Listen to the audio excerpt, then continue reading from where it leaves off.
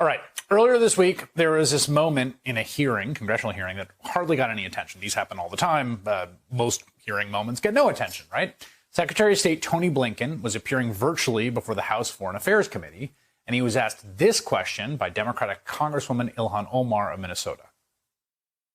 I know you opposed the court's investigation in both Palestine and in Afghanistan.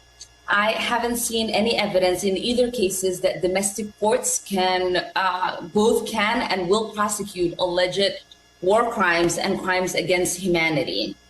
And I would emphasize that in Israel and Palestine, this includes crimes committed by both the Israeli security forces and Hamas. In Afghanistan, it includes crimes committed by the Afghan national government and the Taliban. So in both of these cases, if domestic courts can't or won't pursue justice, and we oppose the ICC, where do we think the victims of these supposed crimes can go for justice?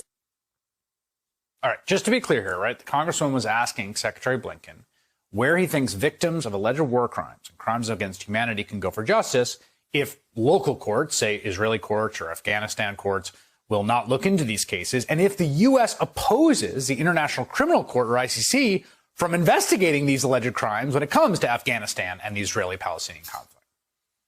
She was referencing the fact that there are active International Criminal Court investigations of all the entities she named. Back in March, the ICC opened an investigation into alleged Israeli war crimes in Palestinian territories.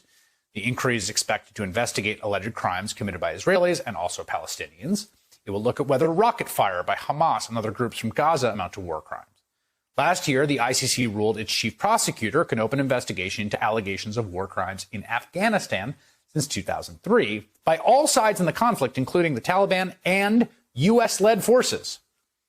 Now, that's all factual, right? That this is a factual recitation of the things happening in the International Criminal Court. The implication, of course, of the question is, how do we move to a system in which there is actually, in a global sense, equal justice under the law? That is not just ruled by the powerful, who will, of course, not investigate their own government's crimes, but some kind of investigatory body that investigates the crimes with no fear or favor of powerful and less powerful countries alike. That's the point she's making, based on the facts before the ICC. Then the Congresswoman tweeted out her exchange with Secretary of State Blinken, adding this quote, "We have seen unthinkable atrocities committed by the U.S., Hamas, Israel, Afghanistan, and the Taliban." And that's when things blew up. Yesterday, a dozen of her Democratic colleagues in the House issued a statement calling on the Congresswoman to, quote, clarify her words, placing the U.S. and Israel in the same category as Hamas and the Taliban. To which Representative Omar responded, quote, "To be clear, I was in no way equating terrorist organizations with democratic countries with well-established judicial systems."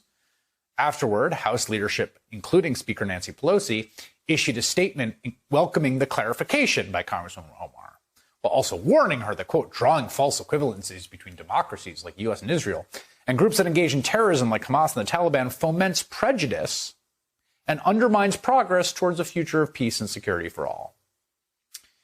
Sometimes when you tell the truth, you reveal something your audience is not ready to hear.